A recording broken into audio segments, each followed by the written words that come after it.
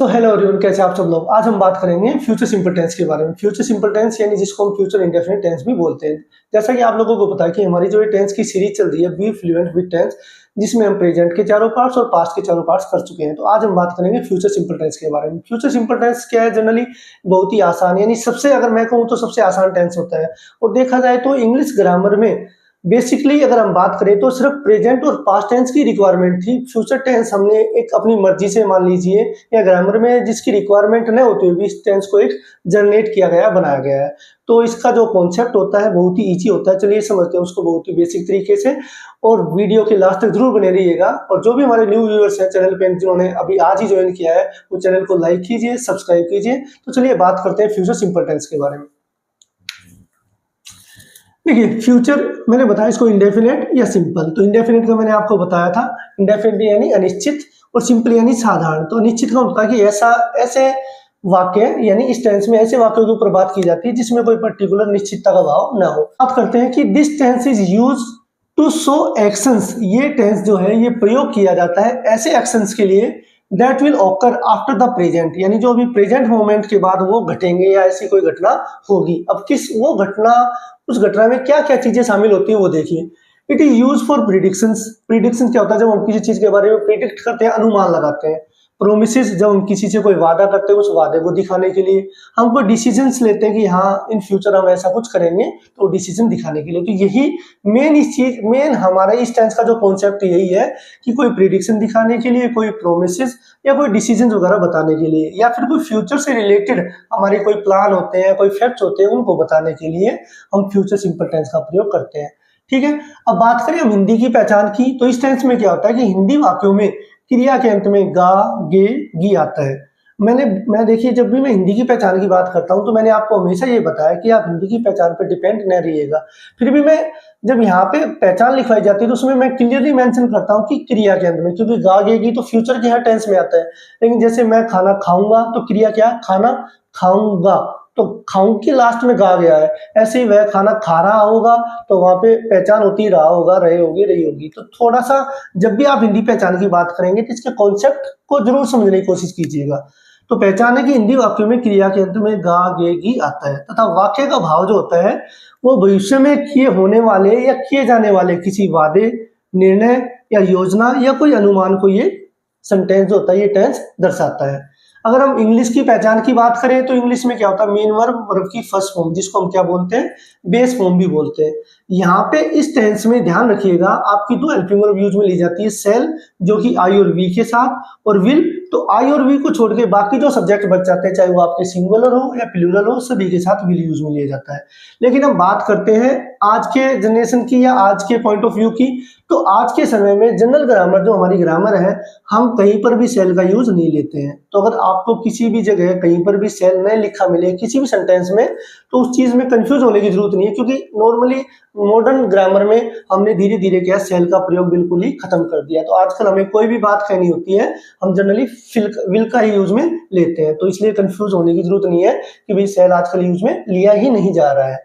लेकिन अब इसमें भी एक चीज है, जब हम सेल और विल की बात करते हैं तो इसका भी एक अलग से हमारा एक जो मॉडल्स टॉपिक होता है उसमें क्या होता है, ये दोनों सेल और विल दोनों मॉडल्स के रूप में जब प्रयोग किए जाते हैं तो इनके जो सब्जेक्ट है वो चेंज हो जाते हैं। जैसे मैंने आपके सामने लिखवाया कि आई और वी के साथ तो सेल यूज होता है, बाकी सब्जेक्ट के साथ विल होता है। लेकिन जब किसी सेंटेंस का भाव ये होगा कि हमें किसी से प्रोमिस कर रहे हैं, किसी को थ्रेट, धमकी दे रहे हैं, या फिर कोई हम डिटर्मिनेशन का भाव है कि मैं एक काम जरूर कर दूंगा या मैं उसको पीटूंगा जरूर, जहाँ पे हिंदी का एक भाव निकले कि ये काम जरूर होगा, वहां पे पर्टिकुलर जरूर का मीनिंग नहीं आता। लेकिन जैसे सेंस ये हो कि हाँ कोई प्रोमिस किया जा रहा है, धमकी दी जा रही है, डिटर्मिनेशन होता है, कोई डिटरमाइन होता है कोई, उस कंडीशन में क्या होता है कि आपका जो विल होगा वो तो किसके साथ यूज में लिया जाएगा? आई और बी के साथ, और सेल जो होगा वो बाकी सब्जेक्ट के साथ यूज में लिया जाएगा, यानी आपस में क्या हो जाएंगे? क्रॉस हो जाएंगे। तो मैंने आपको दो चीजें बताई कि जनरली तो मॉडर्न ग्रामर में हम सेल का प्रयोग करते ही नहीं है, लेकिन जब हम मॉडल्स की बात करते हैं तो उस कंडीशन में क्या होता है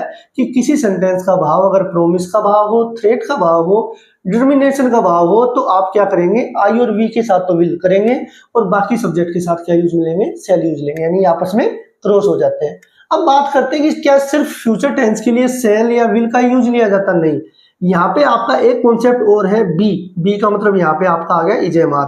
मैंने आपको पहले भी ये चीजें बताई हुई है कि बी की जो फॉर्म होती है वो प्रेजेंट टेंस में इजेएमआर होती है। तो इजेएमआर गोइंग टू, तो जब भी हम कोई प्री प्लान एक्शंस की बात करते हैं फ्यूचर में होने वाले, या कोई ऑलरेडी डिसाइडेड प्लान्स हमारे होते हैं, तो उस कंडीशन में हम शैल विल का प्रयोग नहीं करते हैं। वहां पे हमें यूज में लेना पड़ता है आपका इजेएमआर गोइंग टू। यानी कि जब हम पहले से हमारी कोई योजना हो, जैसे मैं कोई कार खरीदने जा रहा हूँ तो I am going two by A car, तो वहां पे I will by A car, तो वो तो क्या होगा, मैं कार खरीदूंगा, कब खरीदूंगा कोई डिसाइडेड नहीं है। लेकिन जब पहले से कोई प्लानिंग वाली कोई बात हो तो उस कंडीशन पे हम शैल विल का यूज नहीं लेंगे। फ्यूचर की सेंस दिखाने के लिए हम शैल विल का यूज नहीं लेंगे, हम क्या यूज लेंगे, बी प्लस गोइंग टू। तो ये आपका एक कॉन्सेप्ट है, इसको जरूर याद रखिएगा। तो विल, जैसे मैंने बताया कि सेल का यूज बहुत कम होता है, तो विल और बी गोइंग टू में यही फर्क है कि जब प्री प्लान एक्शन की बात करेंगे तो हम इजेएमआर गोइंग टू यूज लेंगे, और हम पर्टिकुलर कोई प्रोमिस थ्रेट या हम कोई भविष्य के बारे में कोई बात करते हैं, कोई प्रोमिस, कोई डिटर्मिनेशन, कोई डिसीजन वगैरह की बात करेंगे तो जनरली विल यूज में लिया जाता है। ठीक है, अब बढ़ते हैं हम इसके पैटर्न्स के बारे में, इसके इंग्लिश स्ट्रक्चर के बारे में। तो चलिए बात करते हैं हम इस टेंस की कॉमन एडवर्ब्स के बारे में, जिसमें हमारा है tomorrow, next day, following, coming, perhaps, probably, surely, certainly, soon, shortly या इमीडिएटली। तो ये जो हमारी एडवर्ब्स है ये फ्यूचर टाइमिंग को या फ्यूचर टाइमिंग को शो करने के लिए यूज में ली जाती है। हम बात करते हैं सिंपल सेंटेंस के पैटर्न के बारे में। तो सबसे पहले सब्जेक्ट, शैल और विल, मैंने आपको बता ही दिया कि आई और वी के साथ शैल, अदर सब्जेक्ट के साथ विल। उसके बाद वर्ब की फर्स्ट फॉर्म, ऑब्जेक्ट और एटसेट्रा। अब यहाँ पे एग्जांपल की बात करते हैं, मैं तुम्हें कल इसका अगला पार्ट पढ़ाऊंगा। तो सब्जेक्ट हमारा क्या है, आई। तो देखिए मैंने आपको एक चीज क्लैरिफाई की थी कि जब भी किसी चीज पर पर्टिकुलर कोई प्रोमिस किया जाए, कोई डिटरमाइन किया जाए कि ये चीज जरूर होगी, तो उस कंडीशन में हम सब्जेक्ट को चेंज कर सकते हैं, अदरवाइज आपका एज इट इज चलेगा। और दूसरा मैंने आपको बता ही दिया कि आजकल हम सेल का प्रयोग बहुत ही कम यूज में लेते हैं, लेकिन समझाने के लिए कि हाँ ये इस टेंस में यूज में लिए जाते हैं, इसलिए हम अकॉर्डिंग टू पैटर्न या अकॉर्डिंग टू ग्रामर चलेंगे। तो आई के साथ आपका क्या आ जाएगा, सेल। तो आई सेल, पढ़ाने को क्या बोलते हैं, teach. I shall teach you, मैं तुम्हें पढ़ाऊंगा। इसका अगला पार्ट, तो नेक्स्ट पार्ट, और इसको हम बोलेंगे नेक्स्ट पार्ट ऑफ दिस या next part of it. I shall teach you next part of this, मैं तुम्हें पढ़ाऊंगा इसका अगला पार्ट, और कल, तो यहाँ पे आ जाएगा टुमारो। तो ये तो हो गया आपका एक नॉर्मल सिंपल सेंटेंस। ठीक है, वे मंदिर में मुझसे मिलने आएंगी। तो वे, तो यहाँ पे सब्जेक्ट आपका क्या है, दे। तो दे के लिए क्या आ जाएगा, विल। दे विल आना, तो दे विल कम। दूसरी वर्ब आपकी क्या है, मीट, तो to meet. They will come to meet me, मुझसे मिलने आएंगे इन द टेम्पल। तो ये तो हो गया आपके एक सिंपल वे में बात करें। अब नेक्स्ट सेंटेंस पे चलते हैं, मैं इस साल जरूर पास हो जाऊंगा। अब देखिए यहाँ पे जब किसी सेंटेंस में ऐसे जोर लगाया जाए, जोर दिया जाए कि ये काम जरूर हो जाएगा, वहां पे हमें ये ध्यान रखना कि वहां पे हमारा जो सब्जेक्ट है वो क्रिया के साथ, आपकी हेल्पिंग वर्ब के साथ जरूर चेंज होगा। तो यहाँ पे अब आई दिया गया है और यहाँ पे प्रोमिस किया गया है कि भाई चाहे कुछ भी हो जाए मैं इस साल जरूर पास हो जाऊंगा, तो उस कंडीशन में यहाँ पे आपका क्या हो जाएगा, आई के साथ विल हो जाएगा। तो आई विल, ठीक है, आई विल जरूर पास हो जाऊंगा, तो I will pass this year, मैं इस साल जरूर पास हो जाऊंगा, तो I will pass this year. ठीक है, यहाँ पे आप श्योरली या डेफिनेटली भी लिख सकते हैं। तो एक तो आपका ये आई के साथ विल यूज में लिया गया, और एक आपका ये जरूर का जो सेंस है वो दिखाने के लिए, निश्चितता दिखाने के लिए क्या यूज में लिया गया, श्योरली यूज में लिया गया। मेरे पापा इस दिवाली पर मुझे जरूर कार गिफ्ट करेंगे। तो यहाँ पे भी एक जो वो दिखाया गया है प्रिडिक्शन की, भाई मेरे पापा ने मुझे प्रॉमिस किया है वो जरूर ये काम करेंगे। तो माय फादर, अब यहाँ पे देखिए माय फादर है तो हम यहाँ पे क्या यूज लेंगे, shall. My father shall gift, आपकी वर्ब जो होती है गिफ्ट करना, तो गिफ्ट होता है गिफ्ट मी ए कार, मेरे पिताजी मुझे कार गिफ्ट करेंगे इस दिवाली। ऑन, दिवाली के साथ ऑन आ जाएगा, ऑन दिस दिवाली या दीपावली। तो जब किसी सेंटेंस में कोई नेसेसिटी का भाव हो, कोई प्रोमिस का भाव हो, डिटर्मिनेशन का भाव हो, तो हम उस कंडीशन में आपके सब्जेक्ट के साथ हेल्पिंग वर्ब चेंज कर सकते हैं। तो यहाँ पे देखिए मैंने आपको बताया था आई और वी के साथ क्या आता है, सेल आता है, अदर के साथ विल आता है। तो यहाँ पे लास्ट के जो दोनों सेंटेंसेज हैं इनमें क्या है, हमने एक प्रोमिस या फोर्सफुली जो काम होने वाला है उस पर बात की है, तो इसलिए हमने क्या किया, हेल्पिंग वर्ब चेंज कर दिया। आई के साथ हमने विल यूज लिया और फादर के साथ क्या यूज में लिया, सेल यूज में लिया। अब बात करते हैं हम नेगेटिव और इंटरोगेटिव की। चलिए अब बात करते हैं हम नेगेटिव पैटर्न के बारे में। देखिए नेगेटिव पैटर्न होता है सब्जेक्ट, सेल या विल, फिर नोट, वर्ब की फर्स्ट फॉर्म, ऑब्जेक्ट और एटसेट्रा। तो यहाँ पे एक चीज और समझिएगा, जब भी हम सेल के साथ नोट लिखते हैं और उसको जब कॉन्ट्रैक्टेड फॉर्म में लिखा जाता है, शॉर्ट फॉर्म में लिखा जाता है, तो वो सेलेंट नहीं होता, उसको हम बोलते हैं सेंट, यानी डबल एल जो होता है हट जाता है, SHAN आ जाएगा। ऐसे विल के साथ जब हम नोट यूज लेंगे तो विलेंट नहीं होता, क्या होता है, वोंट होता है। ध्यान रखिएगा, WON तो ये चीज भी याद रखने की आपका पॉइंट है। अब बात करते हैं एग्जांपल्स की। दीपक कल कक्षा में टेस्ट नहीं देगा, तो सब्जेक्ट हमारा दीपक है, ठीक है। दीपक के साथ हम क्या यूज लेंगे, विल। दीपक विल नॉट देना, give the test, TEST test. Deepak will not give the test in the class, in the class. और कल यानी टुमारो।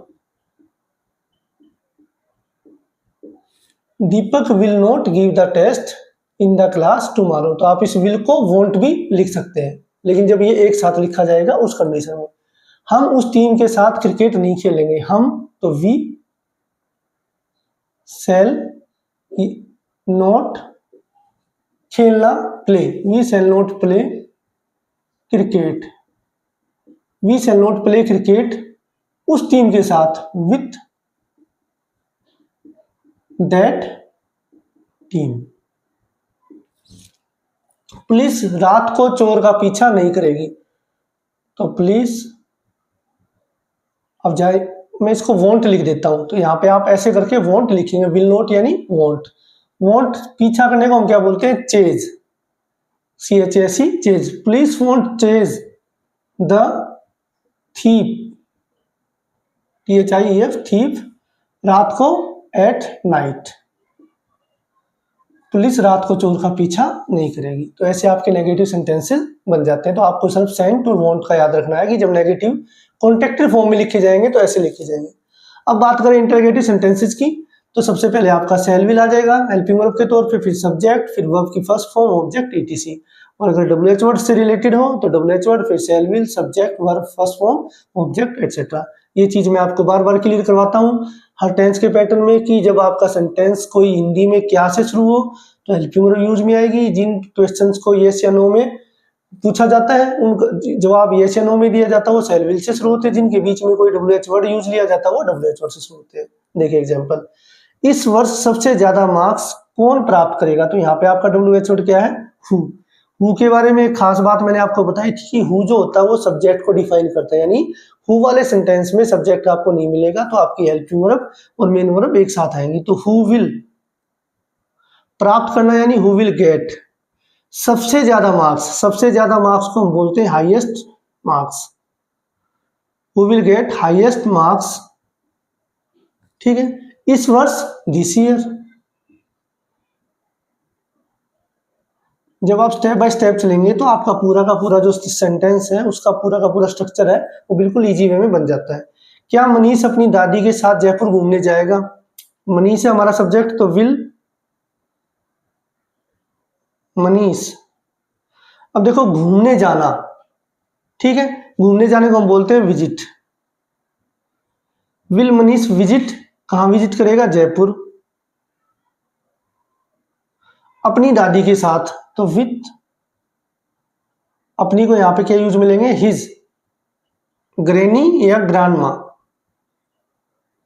ठीक है। विल मनीष विजिट जयपुर, ठीक है, अपनी दादी के साथ विथ हिज ग्रैंडमा या ग्रैंडमदर। तुम इस किताब को कहां पर छिपाओगे, कहां तो वेयर, तुम तो यहां पे आ जाएगा will, where will you, hide होता छुपाना, वेयर विल यू हाइड इस किताब को, दिस बुक। तो इस प्रकार आपके ये इंटरोगेटिव सेंटेंस का पैटर्न हो गया। अब बात करेंगे हम इंटरोगेटिव नेगेटिव की और आपके गोइंग टू पैटर्न की। चलिए बात करते हैं इंटरोगेटिव और नेगेटिव सेंटेंस के पैटर्न की। तो देखिए आपके हेल्पिंग वर्ब आ गई shall will, subject, not, verb की फर्स्ट फॉर्म, ऑब्जेक्ट और एटसेट्रा। और WH वर्ड हो तो WH word, shall will, subject, not V first object etcetera. पहला आपका सेंटेंस है, क्या कल सुनीता खाना नहीं पकाएगी? तो सुनीता सब्जेक्ट आपका, तो will Sunita not cook, C double O K cook food, और कल टुमारो। तो जैसे मैंने बताया था कि आपको कि सबसे ज्यादा इजी टेंस के तौर पे ये यूज में लिया जाता है। क्या ऑफिसर मेरी प्रार्थना स्वीकार नहीं करेगा? तो विल ऑफिसर नॉट, स्वीकार करने को हम बोलते हैं accept, will officer not accept मेरी प्रार्थना, my request. Will officer not accept my request, तो यहाँ पे रिक्वेस्ट वर्ब नहीं है, यहाँ पे आपकी क्या है, नाउन है, मेरी प्रार्थना स्वीकार नहीं करेगा। सुनील गर्मी की छुट्टियों में गांव क्यों नहीं आएगा? तो why will Sunil not, why will negative आपका WH वर्ड था, why will Sunil not come to village गर्मी की छुट्टियों में, तो इन समर, तो इन द समर वेकेशन आएगा, इन द समर वेकेशन। ठीक है, उसके बाद हम बात करते हैं आपके बी गोइंग टू पैटर्न की। तो मैंने बताया था कि ये कोई पर्टिकुलर कोई नियम नहीं है, सिर्फ आपके सेल विल में और गोइंग टू पैटर्न में क्या डिफरेंस है कि जब पहले से हमारा कोई प्लान हो कि मैं ये काम करने वाला हूं, तो उस कंडीशन में तो हम बी गोइंग टू का यूज लेते हैं और हमारा डिसाइडेड है ऑलरेडी, तब यूज में लेते हैं। लेकिन जब हम किसी चीज पे कोई प्रॉमिस हो, कोई डिटर्मिनेशन हो, कोई हमारा प्रिडिक्शन हो, उस कंडीशन में हम शैल विल का यूज लेते हैं। तो देखिए इसका पैटर्न जो होता है ना, सब्जेक्ट बी, तो बी यानी आपके इजेमार, गोइंग टू वर्ब की फर्स्ट फॉर्म ऑब्जेक्ट। तो जैसे हम बात करें, इसकी पहचान भी आपकी फ्यूचर सिंपल से अलग ही हो जाती है। यहाँ पे लास्ट में आता है कि मैं काम करने जा रहा हूँ, ये काम होने जा रहा है, तो I am going to, I am going to buy, I am going to buy a car अगले महीने, नेक्स्ट मंथ। तो यहाँ पे देखिए सेंस जो है आपकी वो फ्यूचर टेंस की है कि अगले महीने में ये काम करूंगा। ठीक है, लेकिन मैं इसको ऐसे बोलूं मैं एक कार खरीदूंगा, तो वो प्री प्लान नहीं है, वो तो हो गया कि हाँ मैं कोई बात कर रहा हूँ भाई, हाँ मैं ये काम जरूर करूंगा या ऐसा करूंगा, और खरीदने जा रहा हूँ यानी मेरा पहले से कोई प्लान है, बस वो कंप्लीट करना है। वे इस साल दिल्ली शिफ्ट होने जा रहे हैं, तो दे आर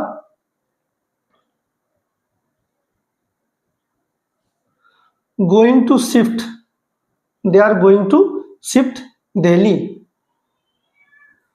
इस साल, this year.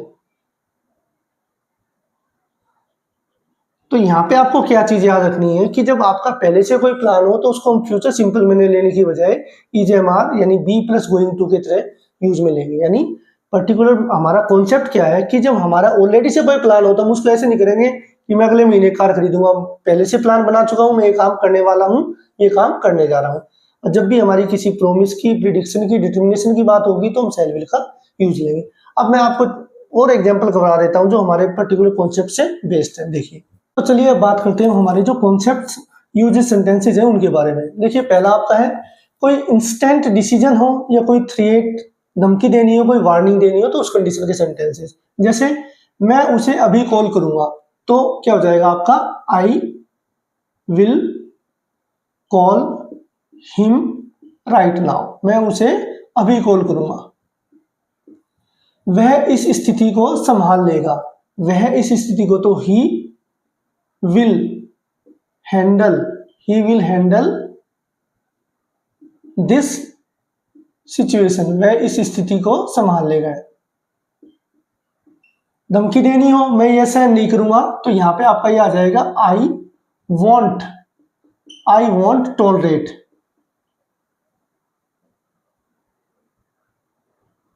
I want tolerate this, मैं ये सहन नहीं करूंगा।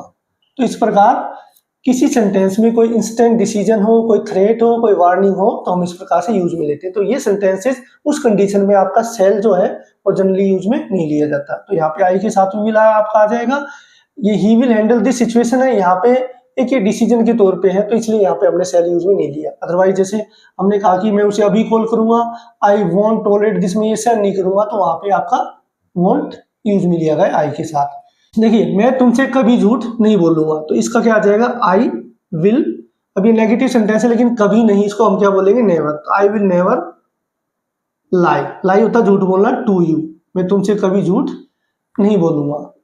वह हमेशा मेरी मदद करेगा, ही शैल ऑलवेज सपोर्ट मी। तो यहां पे हमने ही के साथ क्या यूज में ले लिया, शैल यूज में ले लिया। ठीक है, भारत फाइनल मैच जरूर जीतेगा, जब प्रिडिक्शन की बात हो, किसी अनुमान की, तो India will win the final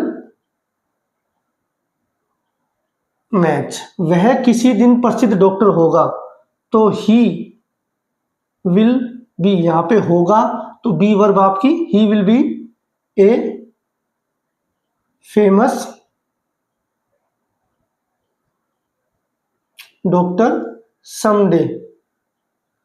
वह किसी दिन एक प्रसिद्ध डॉक्टर होगा। तो इस प्रकार ये आपके कॉन्सेप्चुअल सेंटेंसेस होते हैं जिसमें आपकी कोई प्रॉमिस, डिटर्मिनेशन, कोई प्रिडिक्शन या कोई थ्रेट, इंस्टेंट डिसीजन, वार्निंग, इन सेंटेंसेस के लिए ये इस प्रकार के सेंटेंसेस हमारे बनते हैं। तो यही आपका एक सिंपल सा फ्यूचर सिंपल टेंस का आपका कॉन्सेप्ट था। उम्मीद करता हूं कि आपको आज का ये जो टेंस और इसका पूरा का पूरा कॉन्सेप्ट अच्छे से समझ में आया होगा। अगर आपको आज का वीडियो अच्छा लगा है तो वीडियो को लाइक कीजिए, मेरे चैनल को सब्सक्राइब कीजिए और ज्यादा से ज्यादा इसको शेयर कीजिए। Thank you.